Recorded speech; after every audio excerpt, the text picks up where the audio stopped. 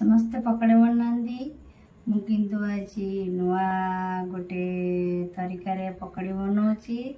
fast आलू को काटी नहीं मु पियाज पकेली लंका पकेली धनिया पत्र पकेली अदा रसुण मुझे छेचिकी ऐड करी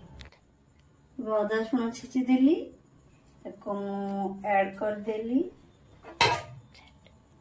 तापर मु बेसन पकेली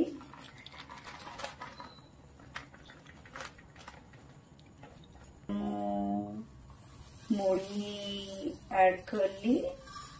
स्वाद अनुसार लुण पकेबे देखो मो पकड़ी छड़ा प्रस्तुत होची तेल गरम हो आसलानी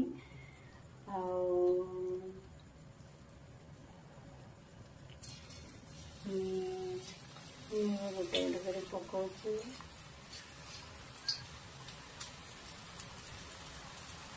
आपण मैंने भी रेसिपीटा घर करके खातु